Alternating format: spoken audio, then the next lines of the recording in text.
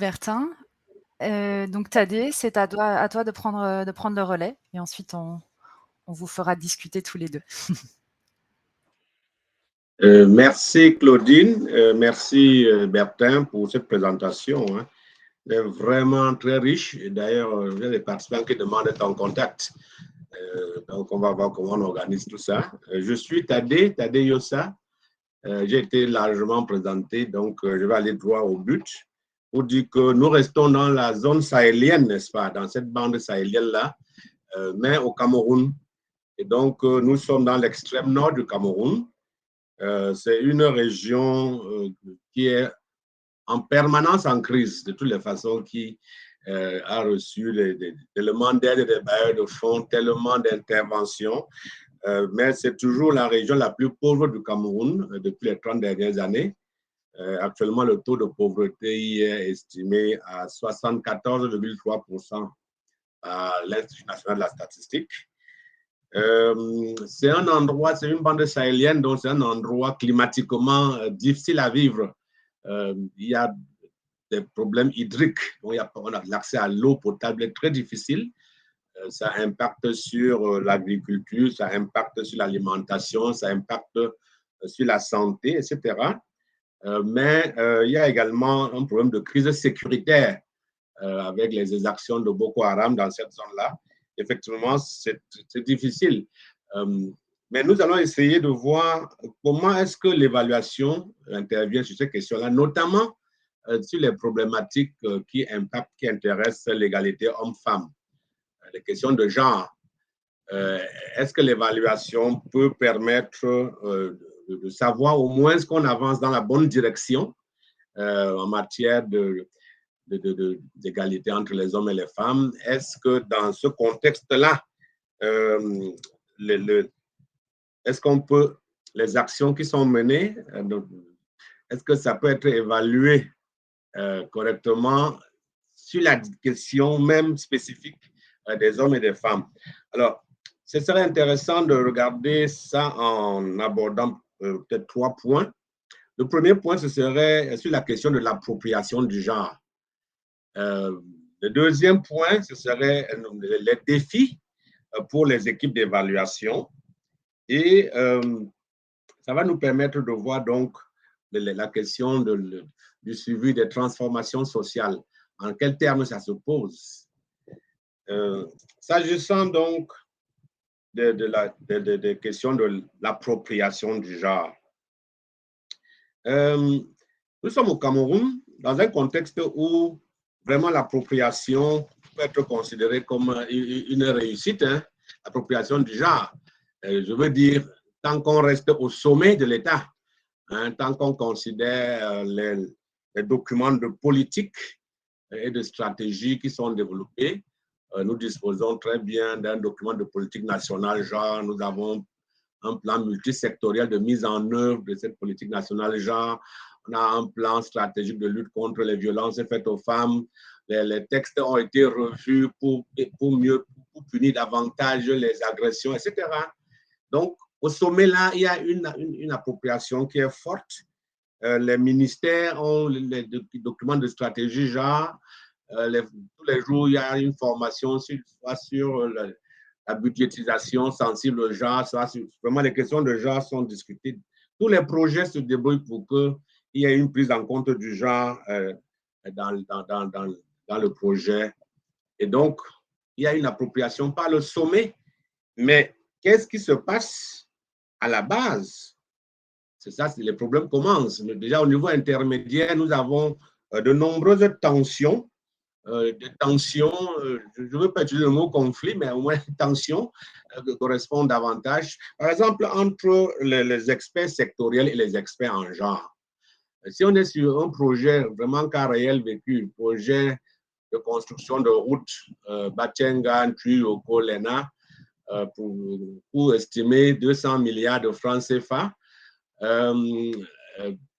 aménagement connexe pour tenir compte des préoccupations de genre, 2 milliards. Bien entendu, la route est exécutée par le ministère en charge des routes. Donc, il dit, mais pourquoi est-ce qu'on veut perdre 2 milliards qui auraient pu nous permettre de faire encore 1 kilomètre de route supplémentaires pour adresser une question. Donc, quand on demande aux populations quels sont vos principaux problèmes, il n'y a pas quelqu'un qui dit que notre problème, c'est le problème de genre.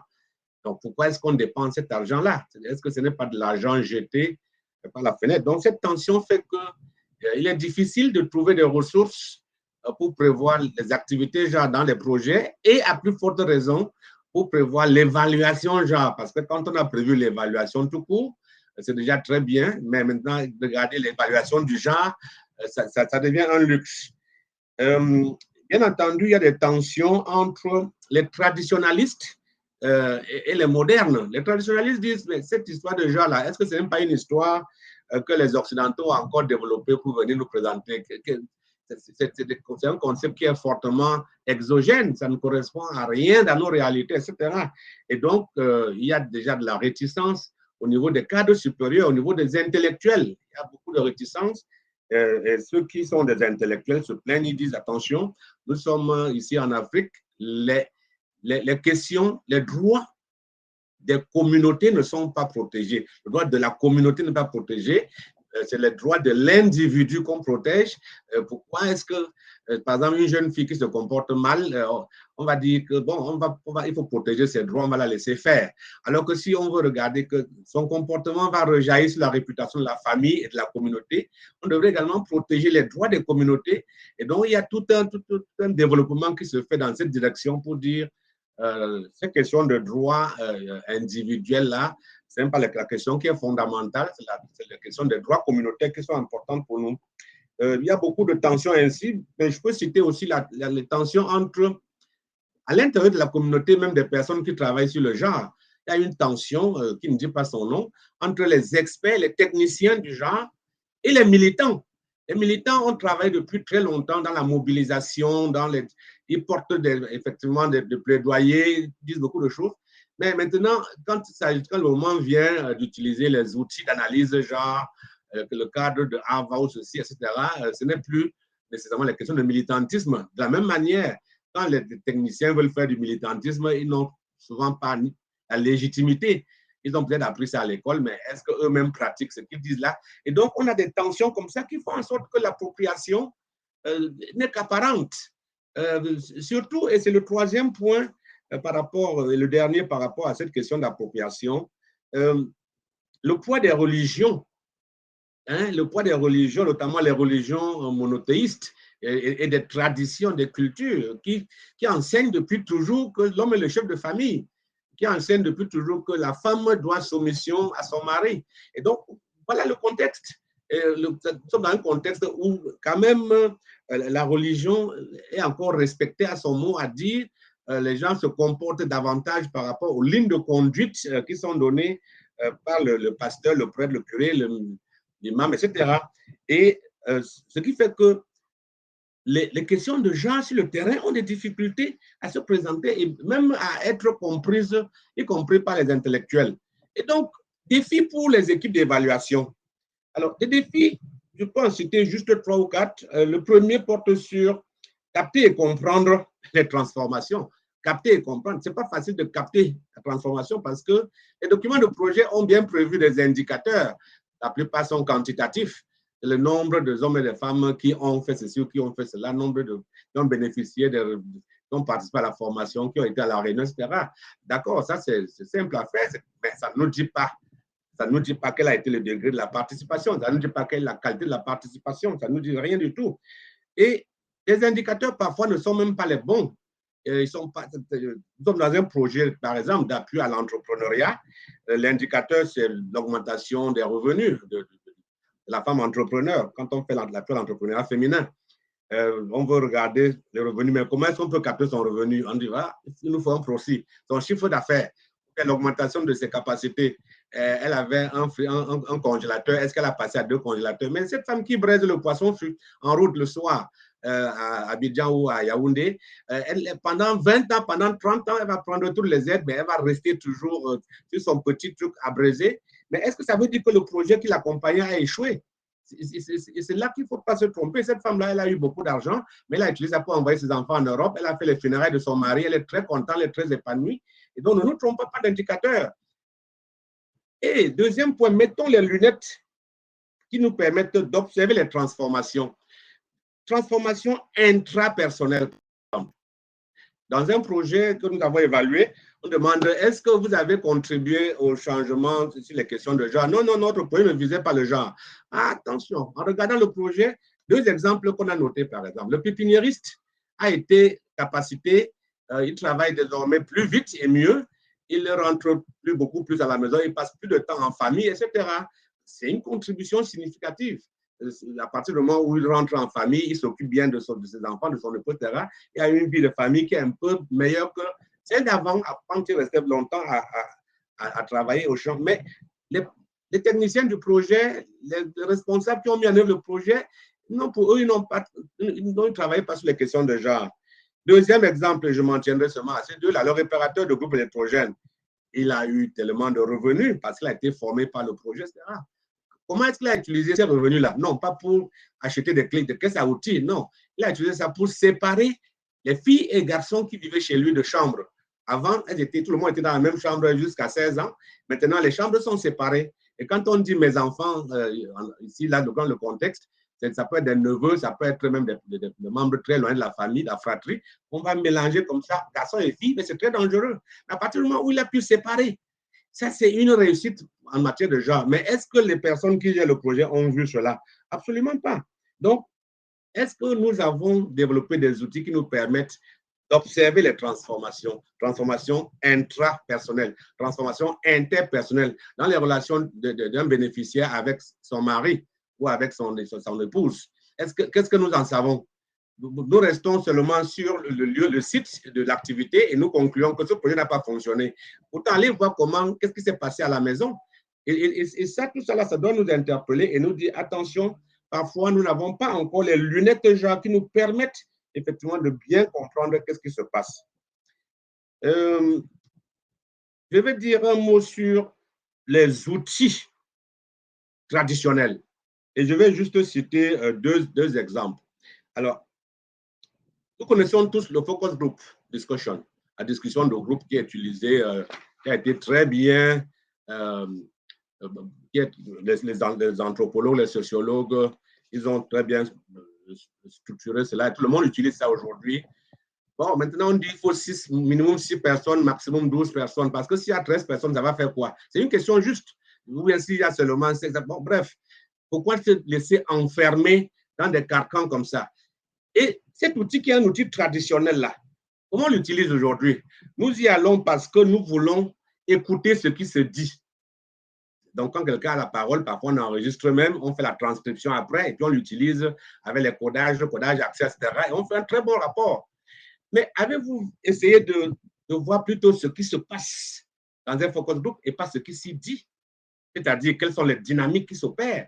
Comment les gens sont assis? Est-ce que les hommes sont de l'autre côté, les femmes de l'autre? Est-ce que les hommes sont assis sur les sièges, les femmes sont sur la natte? Qu'est-ce que ça vous dit, la salle? Qui prend la parole? Quand les gens prennent la parole, quand un homme ou une femme prend la parole, est-ce qu'ils regardent vers quelqu'un en demandant la permission de cette personne-là pour parler? Et donc aujourd'hui, vraiment, je continue à utiliser énormément cet outil traditionnel, mais non plus pour ce qui s'y dit, vraiment les transcriptions, à la limite, je sais ce qui va se dire, mais ce qui s'y vit, ce qui se passe là-bas, comment ça se passe, ça renseigne énormément. Et c'est donc l'observation qui doit être primée, par mon sens, au sein de ces groupes-là. Le deuxième exemple que je voulais soulever ici, c'est l'enquête d'opinion. L'enquête d'opinion est également connue, c'est très utilisé, l'enquête d'opinion. Je l'utilise beaucoup pour capter les questions qualitatives. J'ai profité d'une approche développée par l'INS du Cameroun, l'Institut national de la statistique, qui a identifié ce qu'ils appellent des pratiques néfastes à la femme, notamment dans l'extrême nord. Les questions d'exploitation de jeunes filles, les questions de violence, les questions d'excision, les questions de mariage forcé, les questions de rites de veuve, etc. Et donc, par rapport à ces questions-là, on demande à un échantillon bien calibré, qu'est-ce qui a changé à votre avis, qu'est-ce qui est dans le bon sens, qui est allé vers le mauvais sens, etc. Et donc, ça permet effectivement de savoir quand les lignes bougent. Parce que les lignes bougent très faiblement, les lignes bougent vraiment de manière très, très, très lente. Et si on n'a pas les bons outils, on ne peut pas savoir. Si on n'a pas la bonne capacité d'observation de l'environnement, on ne peut pas savoir que les choses ont changé. Et je terminerai par ça. Dans l'extrême nord du Cameroun, dans le septentrion en général, c'est-à-dire la région de l'extrême nord, la région du nord, la région de l'Adamawa, 3 régions, je ne vous dis pas la population. Une seule femme travaille dans la vente de viande braisée, c'est-à-dire ce qu'on appelle le soya, les dibiteries, où la femme coupe, elle prend le couteau, elle coupe la viande, etc. Et ça, là, elle est là depuis très peu. Une seule. Pourquoi? Parce que ce n'est pas bien que la femme tienne le couteau et coupe.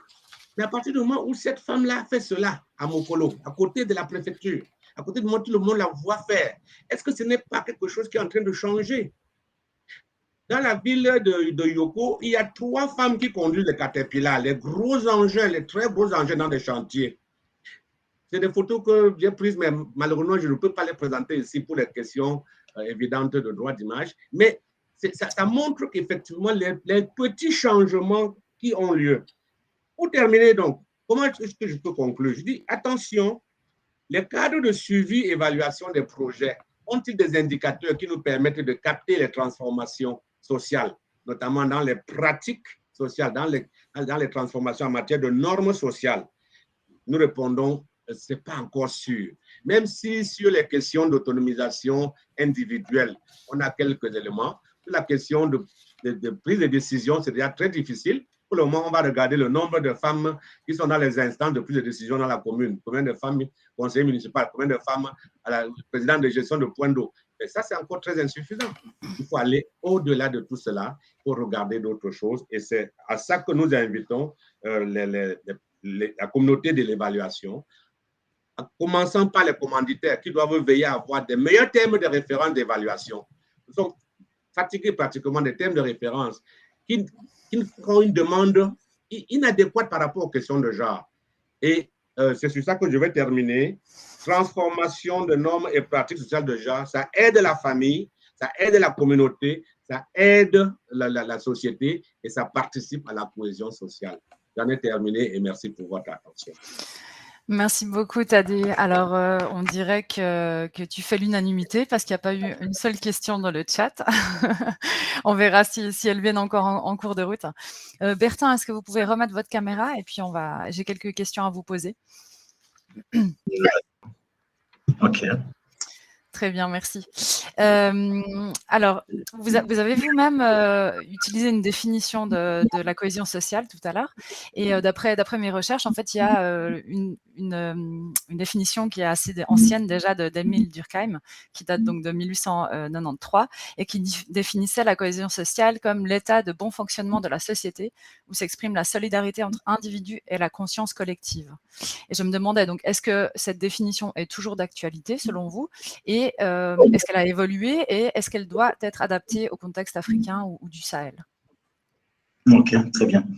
Alors, Durkheim donnait cette définition. Il avait le souci que l'industrialisation, effectivement, à l'époque. Et aujourd'hui, lorsqu'on regarde le Sahel, ça n'est pas l'industrialisation, mais c'est plutôt le conflit armé. Donc, il y a toujours, en fait, cette préoccupation de déséquilibre social. Il y a toujours cette préoccupation de faiblesse du tissu social. Et lorsque le tissu social n'est pas très solide, effectivement, c'est l'individu, c'est l'intégrité de l'individu, en fait, qui finalement est remise en cause. Donc, c'est une définition qui, effectivement valable aujourd'hui. Et d'ailleurs, lorsqu'on analyse l'ensemble des définitions, il y a plusieurs structures qui ont essayé de définir la cohésion sociale, que ce soit l'Union européenne, que ce soit le plus de consorts. On retrouve effectivement cette notion d'équilibre holistique de l'être humain.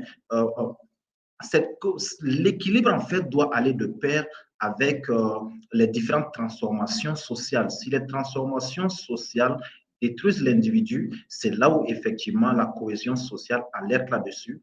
Donc, cette définition de Émile Durkheim est toujours d'actualité. Très bien, merci. J'ai une autre question justement, vous faisiez référence, donc à différents instituts, organisations qui ont réfléchi à ces questions et donc j'ai vu qu'il y avait un guide méthodologique du Conseil de l'Europe sur les indicateurs de la cohésion sociale et il y a aussi des indicateurs sociaux de l'OCDE, qui comprennent la cohésion sociale et donc je me demandais est-ce qu'il y a d'autres, guides ou sources, universelles, je dirais entre guillemets, qui pourraient intéresser donc, le public qui nous écoute aujourd'hui? Et est-ce que ces indicateurs sont pertinents dans le contexte, du Sahel? Je crois que vous avez déjà répondu un peu, avant, mais si vous voulez encore le préciser. Oui, exactement. Merci déjà pour cette question qui est quand même très intéressante, qui montre en fait l'étendue de la question de la cohésion sociale et révèle un peu tout le travail qui a été fait ou qui est en train d'être fait là-dessus.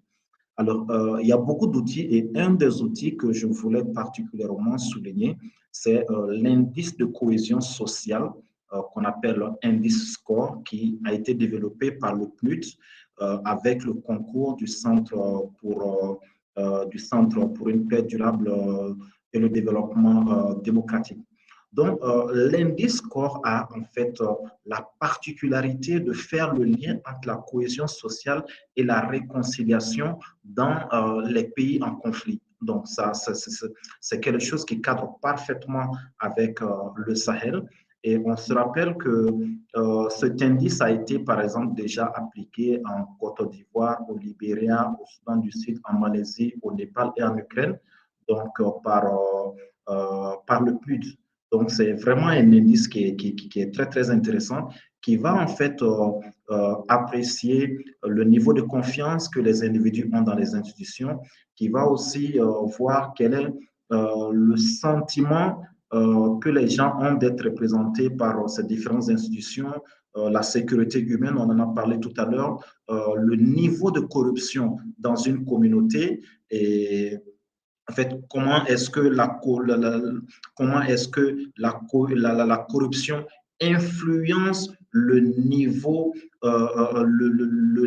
de confiance que les populations ont en leurs institutions et surtout la satisfaction de l'individu à l'égard de sa vie personnelle et l'identification de l'individu aux différents groupes sociaux qui sont présents dans la communauté et aussi la participation citoyenne. Comment et à quelle ampleur est-ce que l'individu concourt effectivement à la vie de sa communauté. Donc là, ce sont quelques indicateurs qui sont renseignés effectivement par l'indice score qui permet véritablement d'apprécier le lien entre la cohésion sociale et la réconciliation dans une communauté particulièrement comme celle du Sahel. Merci beaucoup, Bertin. Et j'avais une question pour Tadé. En fait, je me demandais comment situer l'égalité entre femmes et hommes dans le terme plus général de cohésion sociale. Est-ce que c'est vraiment un élément constitutif de la cohésion sociale, peu importe le contexte culturel? Est-ce que vraiment on peut parler d'un élément universel là aussi? Universel, non. Universel, non, parce qu'en réalité, l'égalité est contextuelle. Que signifie l'égalité entre un homme et une femme dans le cadre d'un ménage qui vit à Yaoundé, à Kinshasa, à Paris, à Washington? Est-ce que c'est exactement la même chose à Montréal? Ah non, absolument pas. Bien entendu, l'égalité participe déjà de la construction de l'équilibre individuel des personnes. Parce que dans toutes les sociétés, quel que soit, le respect, par exemple, est enseigné, comme parmi les vailleurs, le respect de l'autre au sein d'un ménage, par exemple. Et maintenant, on va avoir toujours la question de la division sexuelle du travail, qui est une question difficile à aborder parce que c'est une question qui fâche. Pourquoi c'est toujours la femme qui fait la cuisine? Pourquoi c'est elle qui fait la vaisselle? Pourquoi, etc. Ça avait du bon sens quand l'homme allait au travail et la femme restait à la maison faire du ménage. Mais aujourd'hui, que la femme aussi va travailler et revient avec un revenu, etc. Donc, c'est des problèmes qui sont pratiquement les mêmes. Dans les problèmes, le questionnement est universel, mais les réponses ne peuvent pas être universalisées. Les réponses doivent être contextualisées. Je n'ai pas le temps aujourd'hui pour développer la gifle régulatrice des tensions au sein des couples. dans certaines communautés. La femme ne boude pas, elle ne boude jamais. C'est un problème. Elle n'est pas jalouse dans certaines communautés. Et donc, c'est chaque communauté qui a construit effectivement son échelle, ses schèmes qui permettent de comprendre qu'est-ce qui va bien, qu'est-ce qui ne va pas bien. Et c'est tout ça qui permet la construction de la cohésion sociale. Et la cohésion sociale, c'est non seulement à l'intérieur des familles, mais également entre les familles. Et aujourd'hui, par exemple, des projets qui travaillent sur les questions de transfert monétaire et expérimentent ces questions-là. Est-ce qu'on peut avoir la cohésion sociale lorsque certains membres pensent que les bénéficiaires des transferts monétaires ne sont pas effectivement ceux qui avaient droit à ça? Est-ce qu'on peut avoir cohésion sociale si le transfert monétaire qui a été remis à la femme a permis que celle-ci aille au-delà de son espace de pouvoir et désormais commence à se comporter comme si c'était désormais elle, l'instigatrice de l'ensemble des pouvoirs. Et donc, il y a un ensemble de questionnements qui sont en cours aujourd'hui. Comment accompagner l'homme, accompagner la femme, pour que les deux comprennent les évolutions de rôle. Il y a une question qui dit qu'effectivement, dans les communautés, il y a beaucoup de changements qui sont en train de se faire. Effectivement, il y a énormément de changements qui sont en train de se faire. Et oui, c'est des changements qui sont imposés même par le contexte général. Tout le monde aujourd'hui regarde un peu plus ou moins les réseaux sociaux. La maman qui est au village, là, il y a son enfant qui revient de l'école quand même et qui dit qu'il semble que sur les réseaux sociaux, on dit telle chose, etc. Et donc, ça contribue à forger des nouveaux comportements. On ne peut pas empêcher le changement de se faire. On ne peut pas empêcher les évolutions de se faire. Mais on peut accompagner les parties prenantes à la vie familiale, à la vie communautaire, à mieux gérer le leadership nouveau qui est actuellement le leur, à mieux gérer la concession de quelques pouvoirs sur certaines matières. Certains hommes doivent le faire. S'ils ne le font pas, ils vont aller au-delà de ils vont aller face à la catastrophe. Oui, les dynamiques de genre, quelqu'un a demandé si l'anthropologie et la socio peuvent aider à comprendre. Oui, oui, absolument. Sinon, ça permet de comprendre la communauté. Et nous connaissons très bien comment fonctionnent nos communautés. Si vous arrivez dans un village avec un camion sur lequel c'est marqué eau, électricité, vous réunissez tout le monde et vous leur demandez quels sont vos principaux problèmes dans ce village. Et tout le monde te dit, mais c'est l'eau qu'il nous faut ici. Si on avait de l'eau, vraiment, on n'aurait pas de problème. Parfois, ce n'est pas vrai. Tant que les gens disent ce qu'ils veulent pour recevoir. Et donc, les gens vont essayer de vous vendre ce que vous voulez entendre. Vous allez écrire, vous allez faire le projet. Mais parfois, le projet ne leur sert à rien. Si sur votre voiture, c'est marqué télécom, il va dire non, si on avait une antenne télécom ici, vraiment, nos problèmes seraient résolus. Donc, l'avantage de l'approche socio-anthropologique et socio-historique, c'est de vouloir comprendre les communautés dans leur fonctionnement, dans leur historicité, dans leurs itinéraires, dans leurs perspectives, etc., dans leur mode de relation avec les autres sociétés. Et ça permet effectivement de formuler des meilleurs indicateurs. J'ai vu une question qui me demande quels seraient les indicateurs pour le cas des RDC, par exemple. Non, les indicateurs, il faut vivre dans la communauté, comme on le dit, pour les formuler. En RDC à QKIT, nous avons travaillé sur l'évaluation d'un projet d'accompagnement de la microfinance des femmes. Et on s'est rendu compte que c'est facile de dire, les femmes n'ont pas accès au crédit. Les femmes n'ont pas accès au crédit, ça c'est plus facile ça. Mais pourquoi est-ce qu'elles n'ont pas accès au crédit? Alors, on a regardé parmi toutes les femmes qui avaient été prospectées, combien sont venues déposer un dossier de crédit? Parmi toutes les femmes qui ont déposé un dossier de crédit, combien de dossiers sont allés jusqu'au bout? Parmi les dossiers qui sont allés jusqu'au bout, combien d'accords on a eu? Et on s'est rendu compte qu'on avait à peu près la même chose. Maintenant, une fois qu'on a donné les accords, combien de personnes ont réussi à remplir les conditions qui étaient posées? C'est là où les femmes étaient en difficulté. Donc, c'est à partir de ce moment-là qu'il faut formuler les leviers qui peuvent permettre de changer et donc les indicateurs qui permettent de voir que les choses changent ou que les choses ne changent pas. Quand les femmes ont dit à Kikwit, nous voulons le crédit pour aider nos garçons à doter leurs femmes. Ah, là oui, parce que la femme, ça fait partie de ses préoccupations.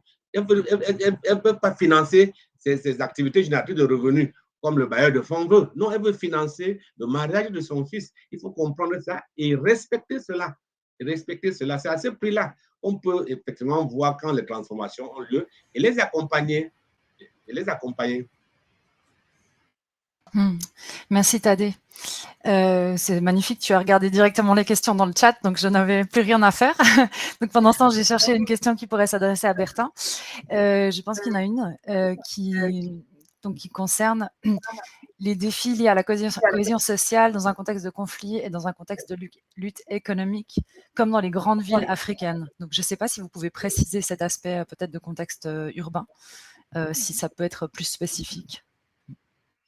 Oui, en fait, je pense que les deux sont étroitement liés. Le principal défi, c'est que déjà, la cohésion sociale n'est pas évaluée. Ce qui arrive, c'est qu'on a plutôt des programmes qui sont mis en œuvre effectivement pour renforcer la cohésion sociale. Alors, dans le début de ma présentation, je disais que l'évaluation de la cohésion sociale a deux objectifs. Le premier, c'est de pouvoir apprécier l'évolution de la cohésion sociale durant un certain temps, donc d'une année à une autre, ainsi de suite. Et la seconde, maintenant, concourt effectivement à l'implémentation des politiques publiques et des programmes. Donc, le premier objectif n'est jamais satisfait, il n'est jamais réalisé. Nous avons quand même vu le PNUD réaliser des évaluations de la cohésion sociale dans certains pays. Je parlais tantôt de l'indice score qui est appliqué par le PNUD dans certains pays. Hormis cela, dans la plupart des cas où on parle de la cohésion sociale, on a plutôt des programmes qui sont implémentés et on demande de venir évaluer le programme. Donc, ça ne permet pas d'apprécier la dimension de la cohésion sociale de façon véritablement approfondie.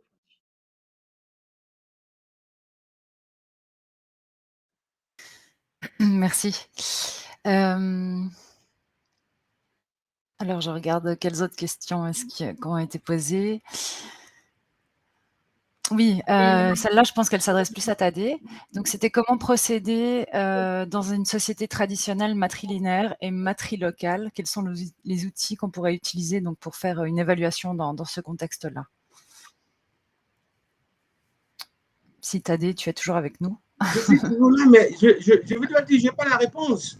Je n'ai pas la réponse. Okay. Non. Je dis en réalité, quand on veut faire une évaluation, quelle que soit la forme de la société, il faut apprendre à écouter cette société-là, à comprendre son fonctionnement, à identifier, à détecter qu'est-ce qui fait problème. Vraiment, si quelque chose ne fait pas problème, il ne faut pas vouloir absolument changer. Il ne faut pas venir changer parce qu'on a décidé qu'il faut changer. Nous voulons, par exemple, dans les sociétés patriarcales, nous voulons qu'il y ait un rééquilibrage des charges domestiques parce que ça fait problème. La femme, elle va au travail, elle revient, elle s'occupe des bébés, elle s'occupe des enfants, et donc finalement, elle est surchargée. Ça fait problème. Ça fait problème d'efficacité, ça fait problème d'efficience. Mais si ça ne fait pas problème, si parce que les hommes préfèrent s'asseoir à gauche et les femmes à droite, si ça ne fait pas problème, il ne faut pas adresser ces questions-là. Maintenant, il ne faut pas approcher les questions de genre. C'est quelque chose pour les femmes et contre les hommes. C'est quelque chose pour aider les femmes à progresser. Non. Il faut approcher le genre en se disant que c'est quelque chose qui peut aider la société à avoir plus de cohésion, plus d'efficacité, plus de performance. Et c'est quelque chose qui peut aider les personnes, les individus à rentrer dans les systèmes. Parce que les biais de genre peuvent être aussi en défaveur des hommes. Et puis des opérations de saisie qui ont été organisées, l'exigence de performance qui était là était telle que tous les garçons ont été congédiés au bout de 3 jours parce qu'ils n'arrivaient pas à faire les performances qu'on demandait aux filles. Et donc, attention, il y a un problème. De la même manière qu'on demande aux filles de lancer les poids de 3 kilos, quand les garçons lancent les poids de 5 kilos à l'école primaire, ici, là, il faut demander des normes, des exigences moindres aux garçons pour qu'ils puissent arriver à rentrer dans les standards de saisie qui sont demandés. Là, c'est une institution avec qui je travaille ici au Cameroun sur les questions de genre. Mais si nous sommes dans une société qui est matrilinéaire, écoutons-la. Essayons de voir quels sont les déséquilibres des rapports de pouvoir et quels sont les efforts qu'on peut faire pour rééquilibrer sans casser la société, sans rompre la dynamique, sans rompre vraiment. Veillez à ne pas casser la cohésion sociale. Je vais terminer par un exemple qui va permettre de comprendre très bien pourquoi j'insiste dessus. Un bailleur de fonds que je ne nomme pas décide qu'il faut que les femmes aient aussi les titres fonciers sur les terrains. Parce qu'aujourd'hui, quand on regarde les propriétaires de terrains, c'est les hommes. je dis c'est une analyse qui n'est pas juste parce que il faut aller regarder quel est le statut des mariages, parce que si on est dans les biens communs ou si dans les biens séparés, etc., ça ne veut pas dire exactement la même chose. Mais le bailleur de fonds dit les femmes doivent aussi avoir leur titre foncier. Les hommes prennent mal cela. Du coup, il y a opposition à ce processus qui permet aux femmes d'avoir les titres fonciers. Démarche alternative. On encourage les femmes à faire des plantes pérennes.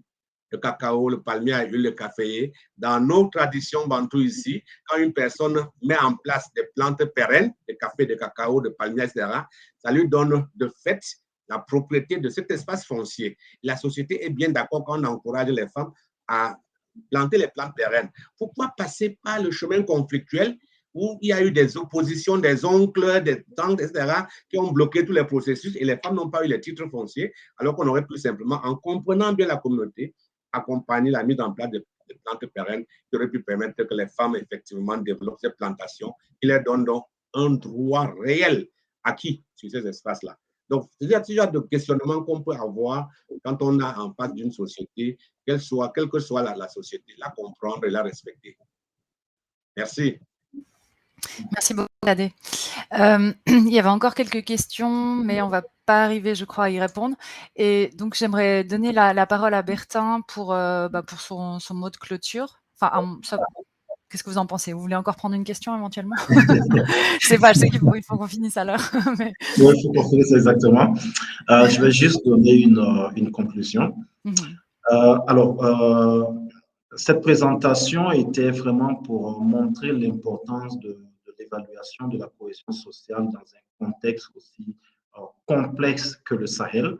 Et je pense qu'il y a la nécessité d'architecturer, de structurer, de mieux structurer les interventions de telle sorte à ce qu'on puisse quand même, avant la conception, l'implémentation des projets, qu'on puisse véritablement entreprendre une évaluation réelle de la cohésion sociale. Mais c'est surtout aussi, tout comme l'indice score le permet, c'est surtout aussi de pouvoir apprécier une année à une autre comment est-ce que la cohésion sociale évolue. Cela est très important et c'est aujourd'hui une nécessité dans le Sahel parce que tous sont unanimes là-dessus. La solution, elle n'est pas que militaire. La solution, elle est économique, mais surtout, elle passe nécessairement par la reconstruction du tissu social. Elle passe nécessairement par une cohésion sociale. Merci beaucoup, Bertin. Tadé, si tu veux conclure, il te reste 3 minutes. Bien sûr, merci. Non, je ne vais pas utiliser les 3, je vais utiliser peut-être 1 ou 1,5 pour dire merci. Il y a des commentaires, effectivement, mais qui vont dans le sens de dire c'est important de bien comprendre la société, de bien tenir compte des valeurs sociales, de les respecter, effectivement, oui, juste. Maintenant, pourquoi les sociétés occidentales veulent que nos sociétés africaines soient comme les leurs? Non, ce n'est pas exactement ça, je pense. Beaucoup de personnes se trompent d'approche, ça c'est vrai. On se trompe d'outils, ça c'est vrai. On se trompe de logique, ça c'est vrai. Mais ce n'est pas une tentative d'assimilation, non. C'est une tentative de promotion de valeurs qui aident et qui marchent. Parce que pour revenir à la cohésion sociale, ça demande déjà qu'il y ait la cohésion des communautés, des clans. La cohésion des communautés demande qu'il y ait la cohésion des familles. Et la cohésion de famille, ça demande que les questions de genre soient bien comprises. C'est quoi les questions de genre? Les questions de respect des hommes vis-à-vis des femmes vis-à-vis des hommes. C'est les questions de respecter leurs droits humains, les droits à l'école, ne pas empêcher une jeune fille d'aller à l'école, les droits à la prise de décision, ne pas prendre la décision à la place de l'autre. Et attention, même quand nous disons que c'est la femme, que c'est désormais c'est la femme qui doit prendre la décision, mais attends, c'était comment hier? C'est la femme qui a pris la décision dans les sociétés africaines, nous le savons très bien, mais c'est l'homme qui annonce, mais la décision se prend toujours en marche, et c'est les femmes qui sont dans la construction des décisions. Mais pour pouvoir comprendre ces normes de fonctionnement des sociétés. Et à partir du moment où vous avez compris qu'effectivement, c'est comme ça que la société voudrait fonctionner, vous l'accompagnez à ce qu'elle fonctionne en équilibre, à ce qu'elle fonctionne dans le respect des intérêts. Et à partir du moment où l'homme va comprendre que parce que si vous donnez une formation à une femme, vous lui expliquez que non, oh, madame, il faut savoir que tu as droit à ton corps, il faut savoir que tu as droit à ceci, il faut savoir que tu as droit à cela. Quand elle rentre, dès qu'elle explique ça à son mari, c'est la gifle qui part. Donc, donnons la formation aux deux en leur expliquant pourquoi est-ce qu'il faut que la décision soit discutée, qu'elle soit négociée, qu'elle soit concertée. Aujourd'hui, nous travaillons sur un programme de la Banque mondiale avec les transferts monétaires dans la partie nord du Cameroun, avec 5 concepts clés que les familles, nous voulons accompagner les familles à adopter ça. La budgétisation concertée, budget familial, qu'on s'assoit et qu'on discute. Comment est-ce qu'on gère ça, etc. La question de la gestion de la communication intrafamiliale. Comment est-ce qu'on communique? Quels sont les schèmes qu'on utilise? Qu'est-ce qu'on ne fait jamais? Qu'est-ce qu'on fait? La question de l'expression émotionnelle. Nous savons très bien qu'on dit chez nous, les garçons ne pleurent pas. Les garçons n'expriment pas leurs émotions. Mais est-ce que c'est ça la vérité? Puisque les garçons rient, les garçons pleurent, les garçons font d'autres choses. Mais il y a des façons de faire.